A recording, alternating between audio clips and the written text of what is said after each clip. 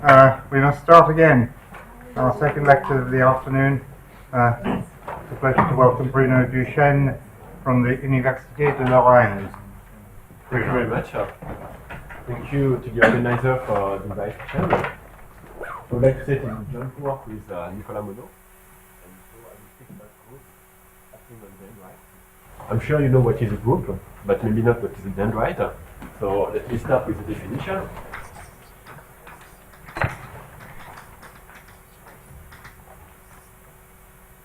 Dendrite is a continuum, and I will say what it is. That is locally connected.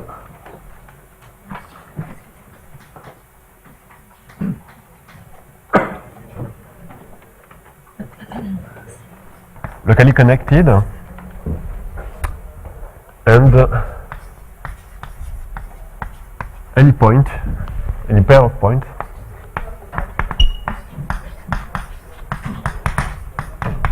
is joined by a unique arc.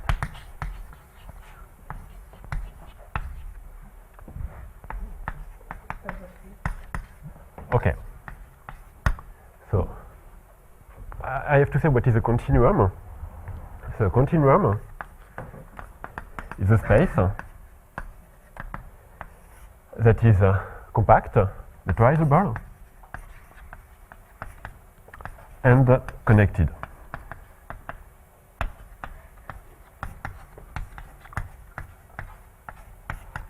Okay, and by an arc, I mean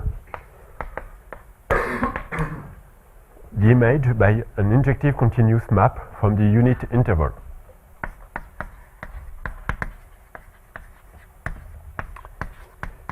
So the image of 0, 1 by the injective image by some continuous map.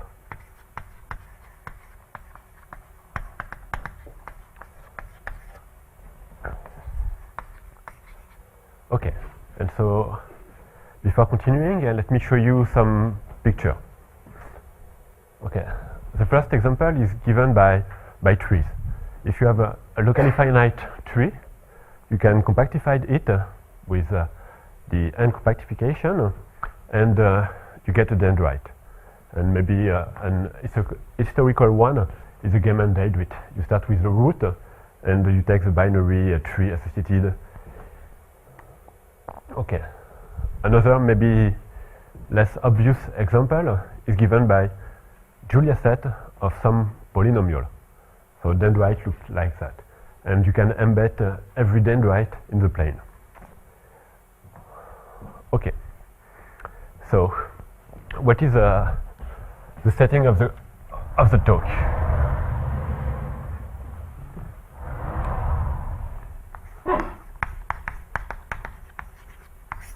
We consider a group acting by homeomorphisms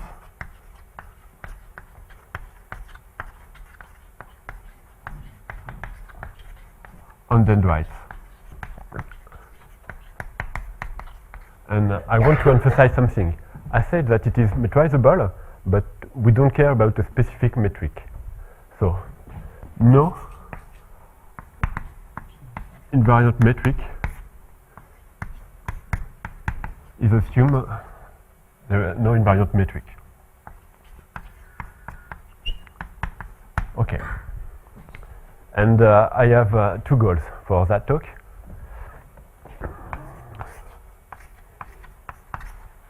The first one, I want to see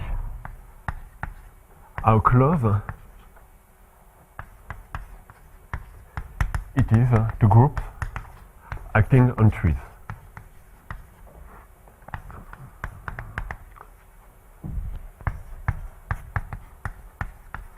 Okay, we don't have any metric, but a lot of things are similar. And for example, we have a Tits alternative, and we have also some obstruction for groups to act on dendrites. And these obstructions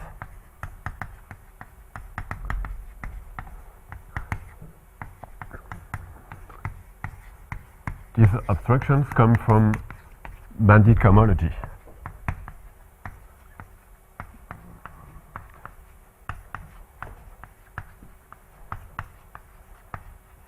And on the other hand, my second goal is to show you how far it can be from groups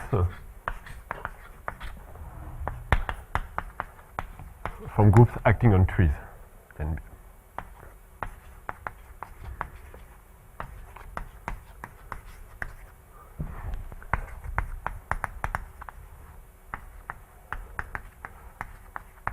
to give an example of the second point, let me state a question.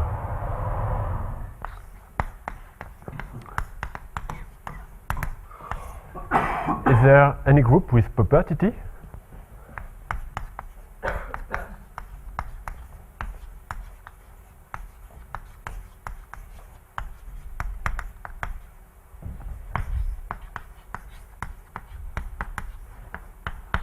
acting, I specify non-elementarily,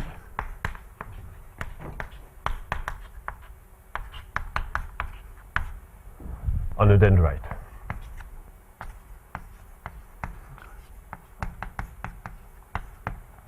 Okay. In this question, I assume the group to be yes. When you say tree, are you meaning R tree or simplicial tree? What you prefer? Okay, something with a distance, with a metric. Okay. So, for example, R3. Isometries? By action, you mean acting Okay, yes, by isometries. Okay. Okay. Okay. Maybe okay, to avoid any confusion, I want to say something.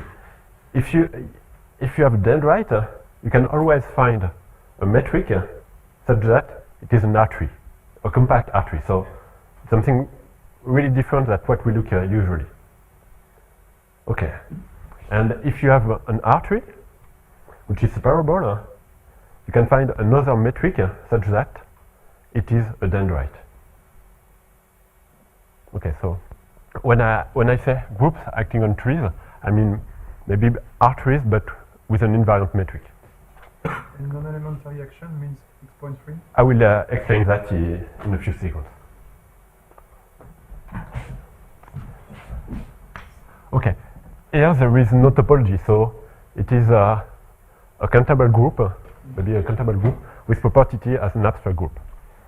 Okay, and I will show you at the end of the talk that we will construct groups with property T as topological group and that have, okay, so let me recall the following. Why the question is relevant? Because property T implies property FH, fixed point on Hilbert trees, on Hilbert spaces. And this property implies property FA, fixed point on trees. Okay, so if a group has property T, it is fair to act nicely on a tree. Okay, and I will give an answer, but for topological groups. Okay, so as François asked, I have to define what is elementary.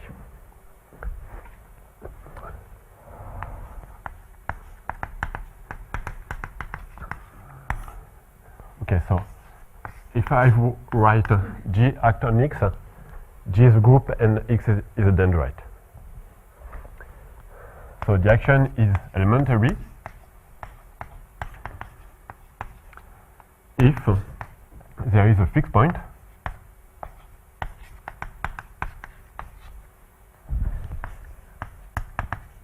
or an invariant arc.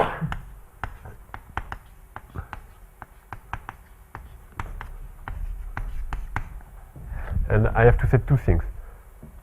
Okay, if there is a fixed point, we can say almost nothing, and actually every countable group as an action on dendrite with a fixed point.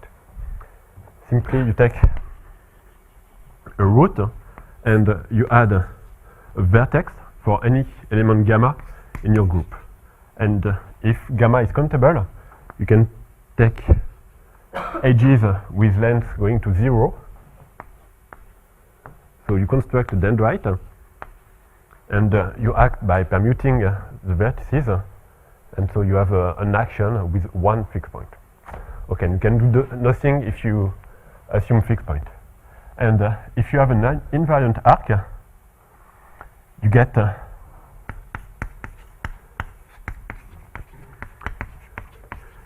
representation of G in the group of homeomorphisms of R.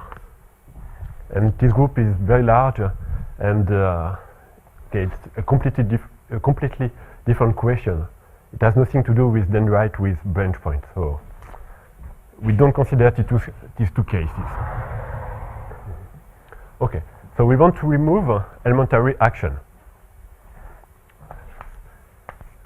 And so we want to characterize them. Okay, so let G be a group acting on a dendrite. The following are equivalent. First one, the action is elementary.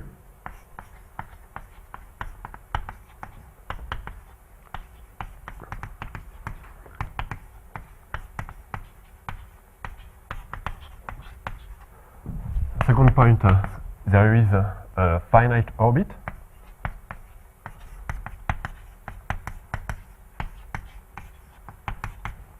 And last point, there is an invariant probability measure.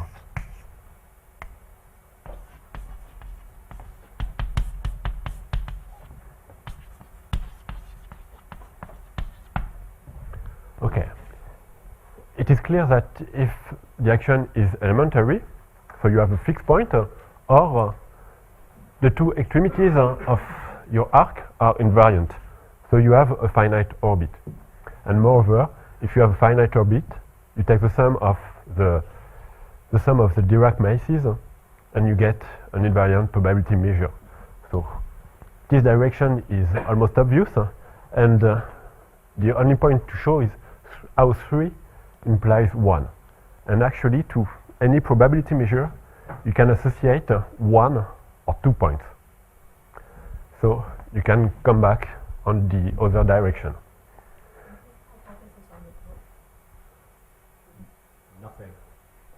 Nothing. This is a group acting by homeomorphisms on a dendrite. Does it make sense?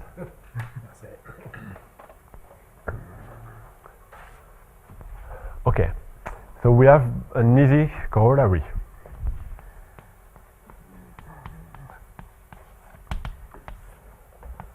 If G is amenable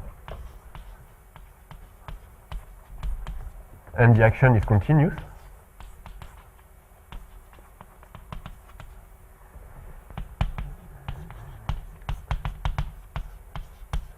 then it is elementary.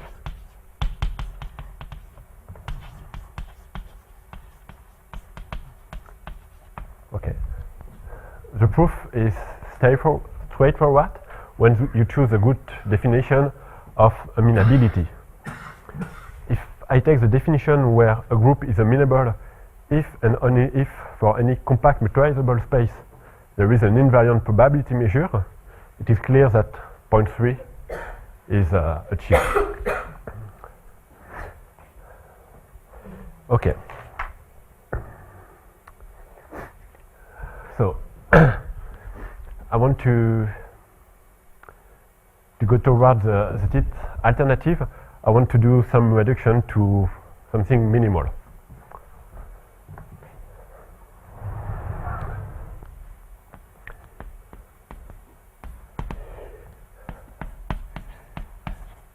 If the action is non-elementary,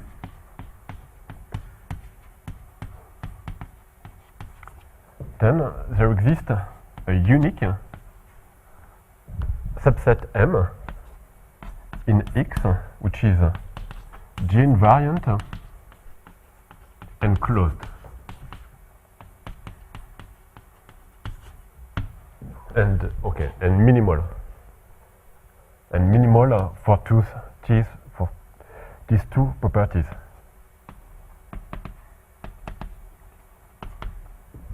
Okay, and moreover, the subdendrite generated by M, and by the subdendrite generated by something, I mean the smallest closed connected subspace that contained here M. Okay, so the dendrite generated by M is unique, minimal, G invariant subdendrite.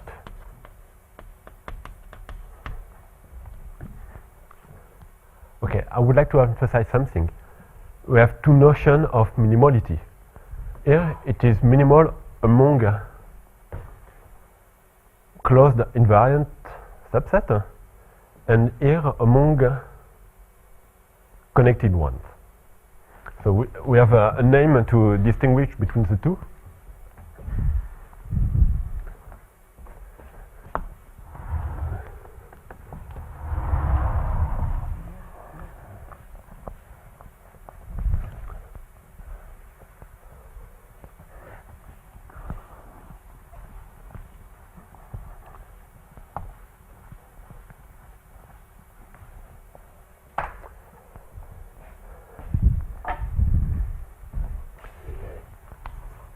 We say that the action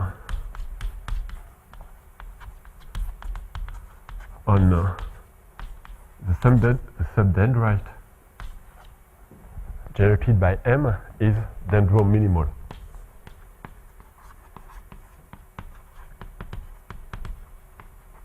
And more generally, we say that an action on a dendrite is dendro-minimal if there is no proper subdendrite which is invariant.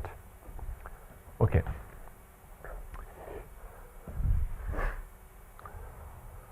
Okay. And now I can state the Tits alternative. Okay, so let G be a group acting on a dendrite. We have the two possibilities. The action is elementary,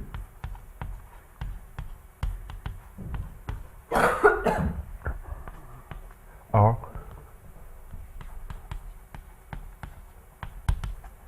there is a free subgroup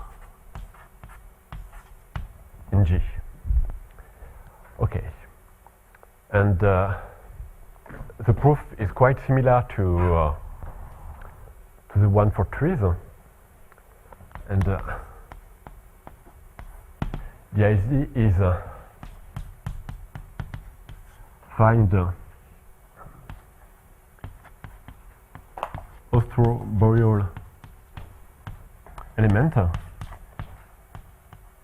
Okay, and what does it mean? It means that there is an arc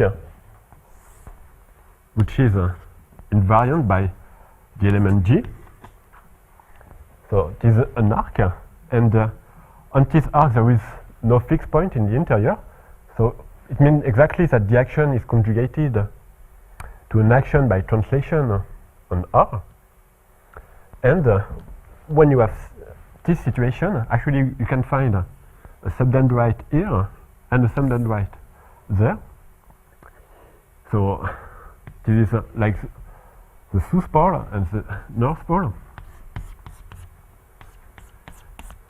And you have to find that G to some powers and the complete.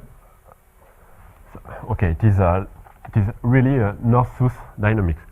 So for G large enough, for n large enough, G to the n send anything from here to there. Okay, so it is like the usual north-south dynamics. Okay, you find two elements, and if it is non-elementary, you can find two of them and play ping pong.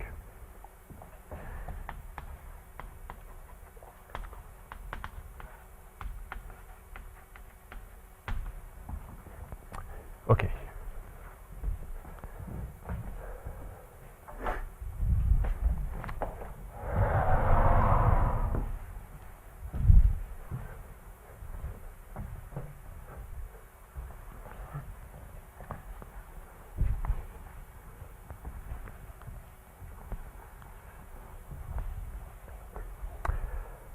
Now I want to give an abstraction to act on dendrites via banded cohomology. It is the following theorem. So, if G acts on a dendrite non-elementarily,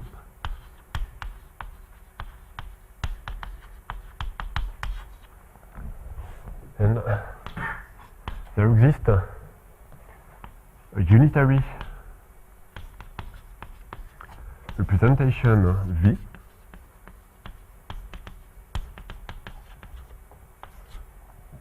so V is an Hilbert space, and J has an homomorphism to the unitary group of V.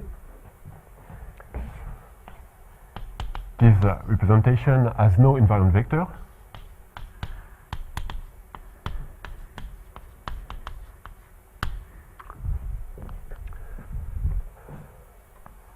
and the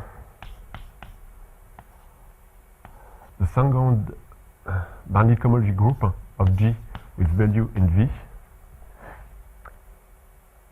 is non-trivial. There is a non-trivial element.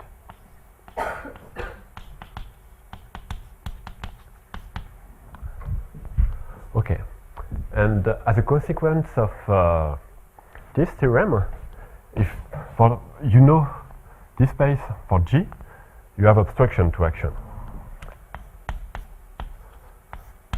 Let me give two examples. Let gamma be a lattice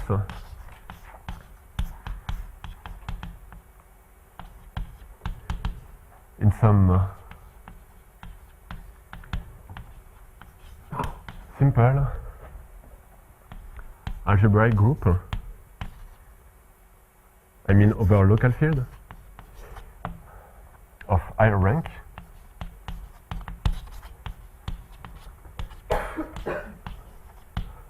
or let gamma be an irreducible lattice in some product G1, G2, where G1 or G2 and G2 are connected and locally compact.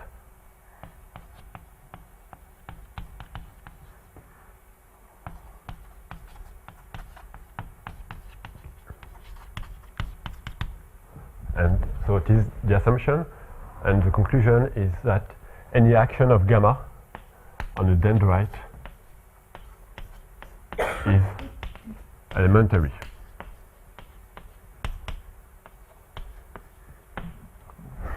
Okay, and it is a consequence of the former one, because we know the second banded cohomology of those lattices. Okay, now I would like to show you how to construct the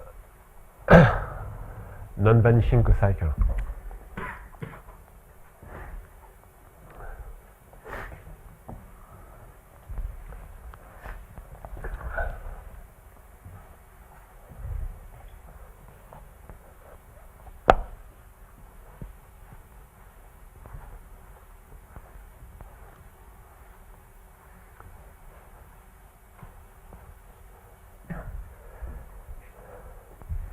And first, I need a definition.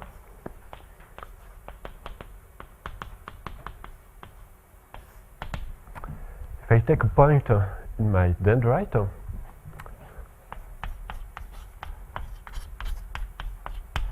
can look at the set of connected components of the complement. Okay, and I recall that the space is locally connected, so any component of the complement is actually an open set, and I just count the number of z, and I call that the order of x.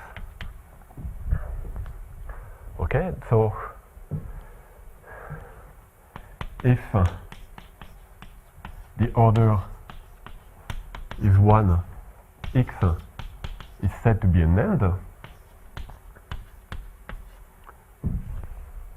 If it is 2, x is called regular. And if it is at least 3, x is a branch point.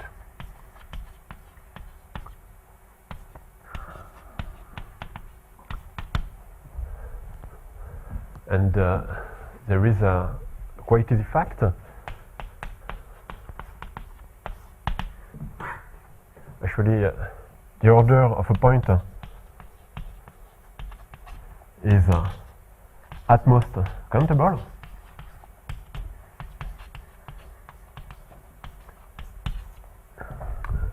And the number of branch points is also at most countable.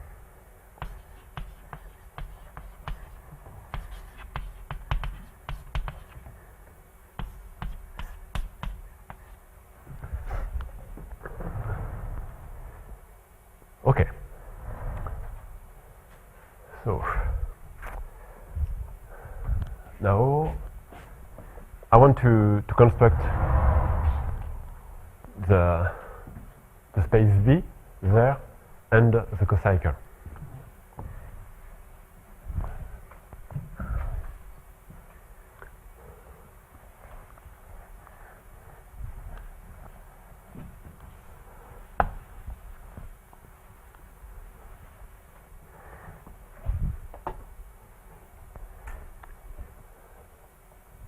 Okay.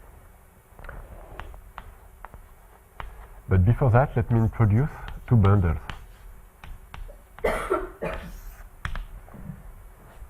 The first one, let me denote it by band X, is the set of a pair of a point and C, where so X is a point in X and C is a connected component of the complement.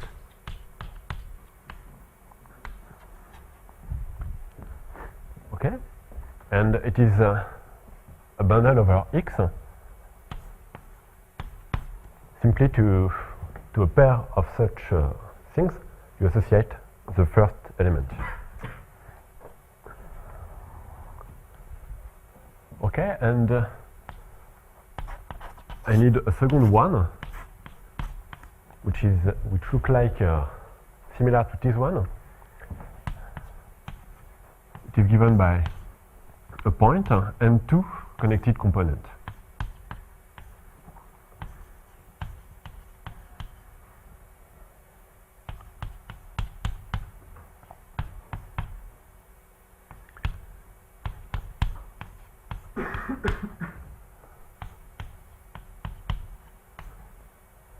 Okay.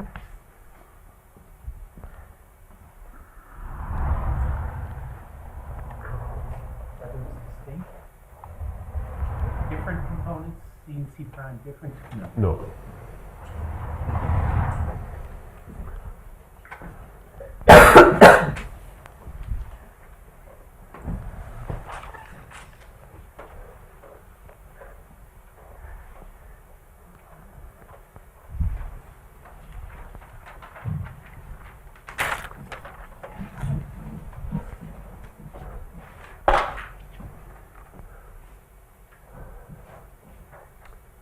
Okay, before defining the cocycle, I want to define a function alpha it takes 2 points,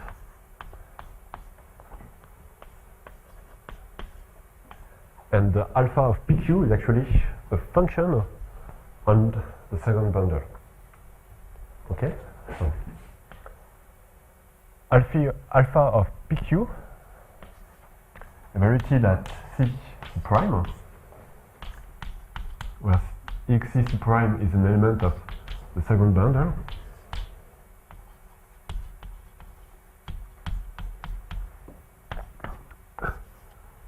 Okay. For the value of that things, you have 3 possibilities: 1, -1, or 0. It is 1 if P belongs to C and Q belongs to C prime. It is -1 if you have the converse. Q is in C and P is in C prime. And it is 0 otherwise. Okay, let me draw a picture.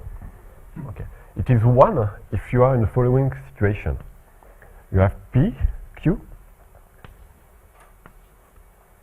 the arc, the unique arc between P and Q, and X is between them. C is this component, and C prime is the other one. Okay.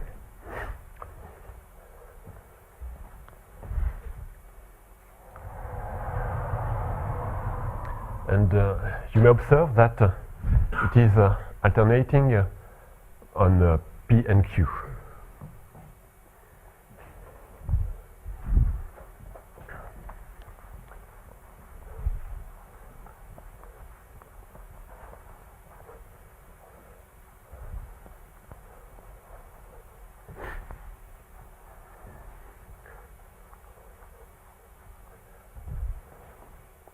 Okay, and now I define a cocycle on X. I define for P, Q, and R omega of P, Q, R to be the sum of alpha PQ plus alpha QR plus alpha RP. Okay, and now you want to understand the possible values of omega PQR.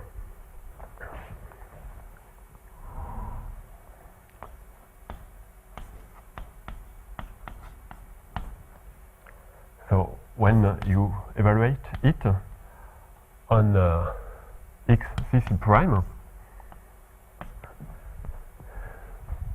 often it is 0, but it is not 0 if and only if you are in the following situation. The subdendrite generated by P, Q, and R is not an arc, so it looks like a tripod.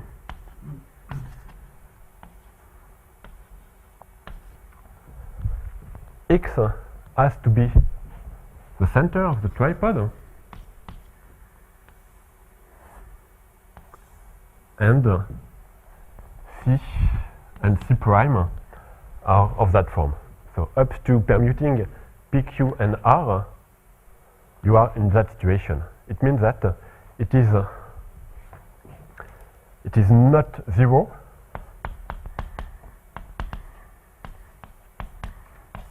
in only 6 cases. Okay?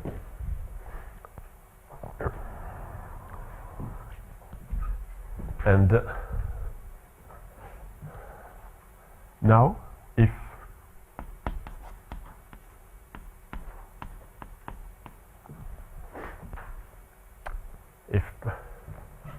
lambda C is the subbundle of the second bundle, but over branch point.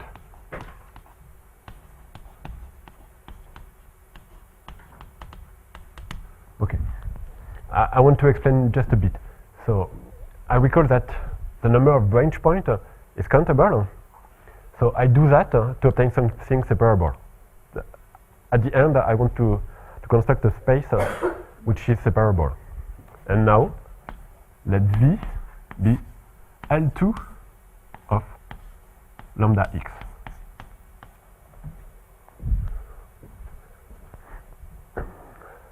Okay. And actually, the position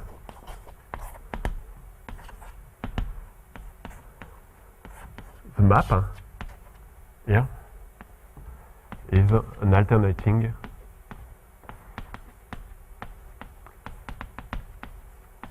G invariant.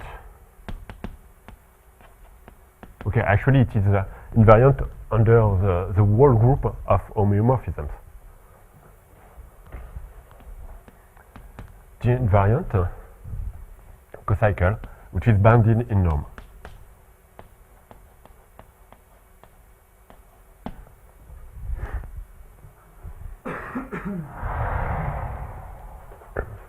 Okay, and you are almost done. Now you have a cocycle on X and you want to find something for the group.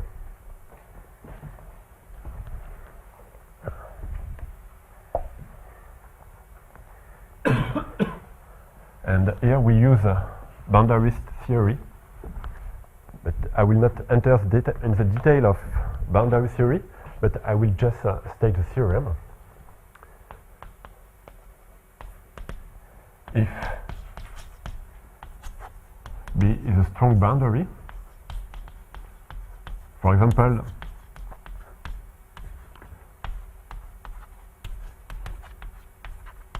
in case G is a finitely generated group, you can take the Poisson boundary associated to some random rock on G.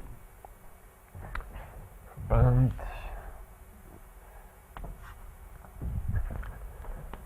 then there exists, okay, and I have two assumptions on the action. Assume G acts on X non-elementarily,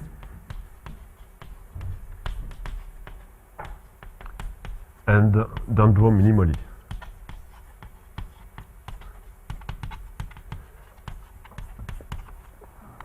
Then there exists a unique G map from B to the set of endpoints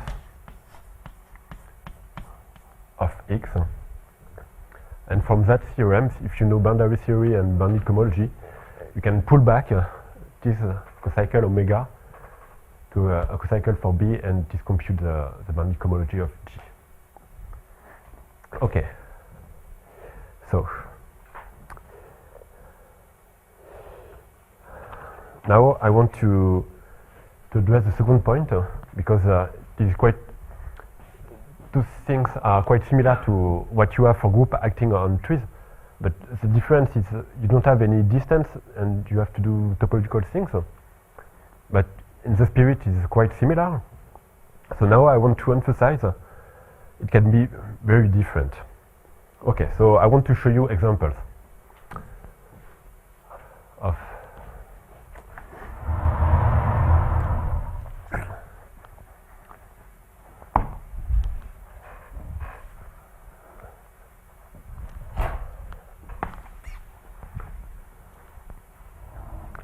so let me introduce some specific dendrites. And for that, I choose a set in the integers at least 3 and maybe infinite. Okay, and I want to define a dendrite via its characterization.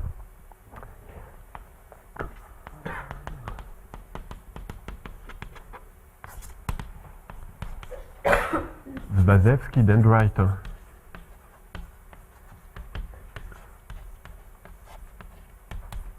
dS is the unique dendrite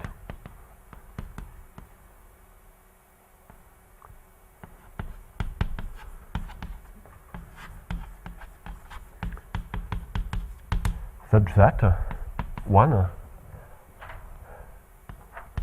any order is in S. And secondly, for any order in S, the set of branch points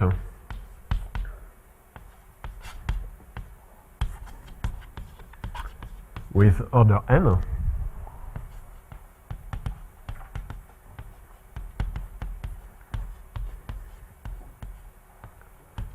is arcwise dense.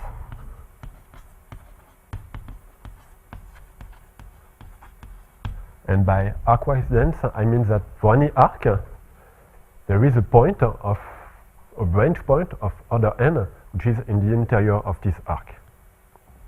Okay. So, and these two properties characterize uniquely the dendrite. Okay, let me show you examples. Assume that the set S is actually a singleton 3. You can construct the dendrite in the following way. You start with a tripod, which is the brown one, and in the middle of any edges, you put another tripod, but a smaller one. And you continue doing so. For any edge, you add a tripod. And you take the closure on the plane, and you get a dendrite, which is these three. How can you rule out order 1 and 2? Okay, because it is only the set of branch point. Ah, okay. Of course, you have infinitely many.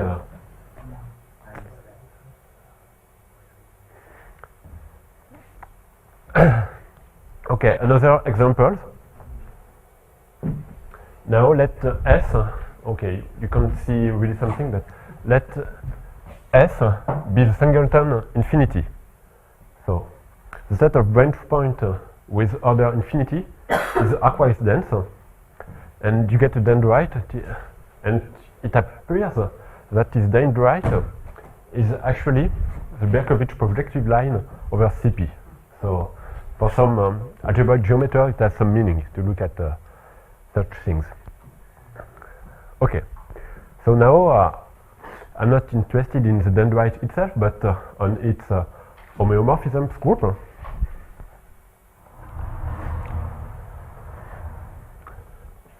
Okay, maybe I should stress something. Those dendrites are really, really homogeneous.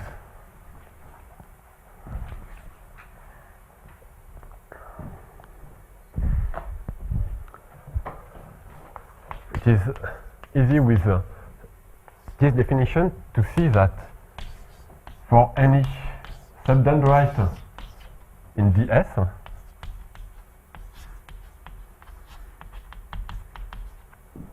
Y is actually homeomorphic to DS itself. So you have a lot of homogeneity. Okay. And the set of branch point is actually dense. So if you know the action on the set of branch point, you know the action everywhere. Okay, something is wrong? You're What not do you mean by subdendrite? a Why subdendrite? lines, why arcs are not subdendrite? If you take an arc, it's not a subdendrite.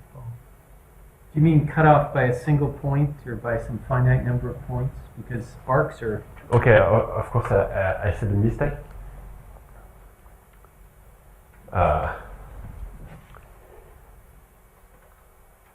Yeah, okay.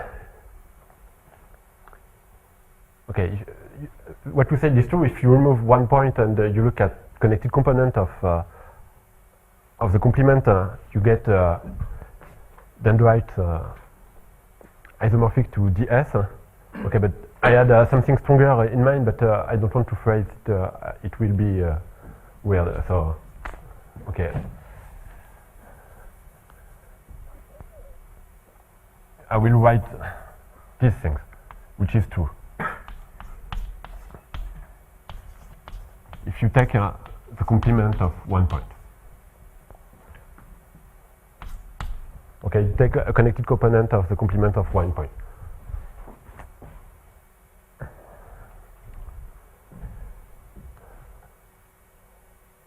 Okay, now I want to. I was saying that if you know the action of the set of branch point, you know the whole action, because set of branch point is dense. Okay, so you have an unbending of the whole group of homeomorphisms in S infinity. And what is S infinity? It is the group of all permutation of a Cantabile set. Here it is a set of branch points. Okay, and from that unbending you get a topology, which is a Bowditch topology. And for example, a basis of neighborhood of the identity is given by pointwise stabilizer of points. Okay, so you get the topology, and moreover, this topology is the same as the topology of uniform convergence. But with that topology, we have a theorem which is actually a corollary of a work of Evans and Sankoff.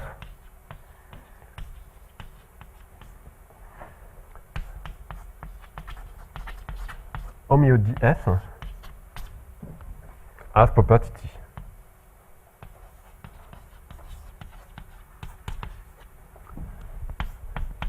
If S is finite.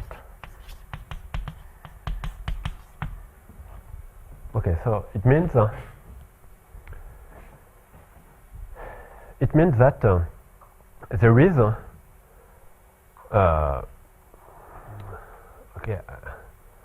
pair Q epsilon such that for any representation, if you have a Q epsilon invariant vector, you have true invariant vector. And actually, you can choose Q to be finite. Okay, and the ID is the fact that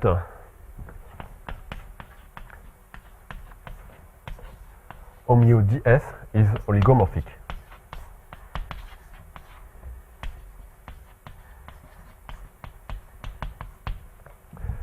Okay, what does that mean? It means that the diagonal action of ds on the set of branch point to the power n. Okay, so ds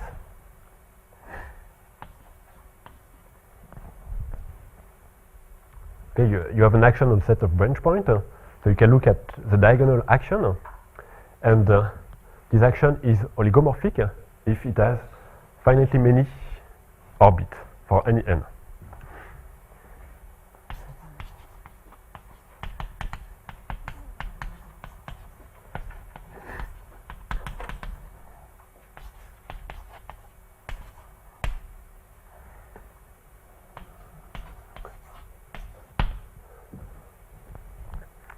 Okay.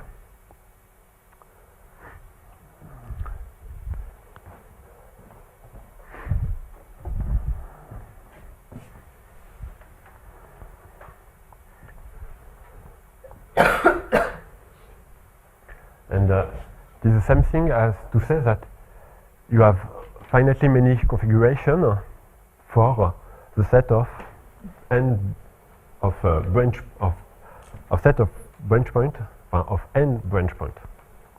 Okay, if you have n branch point in your dendrite, you have finitely many configurations actually. Okay, and moreover, more generally,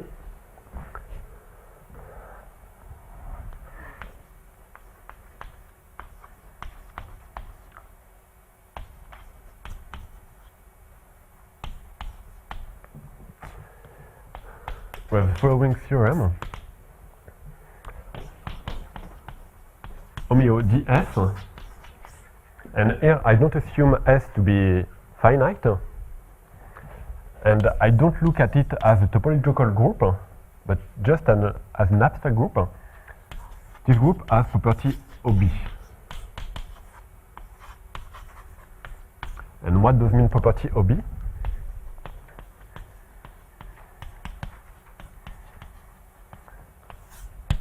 Any action by isometries on a metric space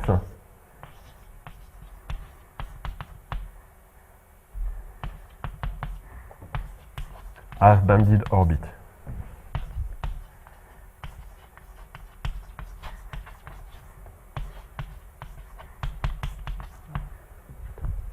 So it is clear from the definition that property OB implies property FH and obviously property FA. So they are very, very far to look like groups acting on tree. Okay, and I think I will stop here. Thank you.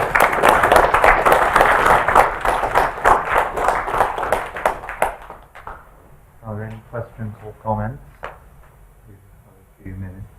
Yes? These groups are all uncountable, the ones that don't look like they act on trees, is that? Yes, they are uncountable.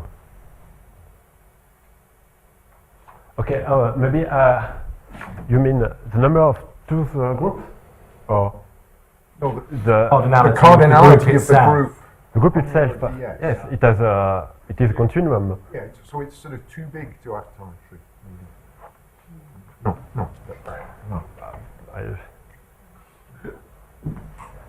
Okay, and maybe I can add something. Those groups are actually simple, and they are non-isomorphic as soon as S is different from S prime. So you have uncountably many simple groups that are not isomorphic.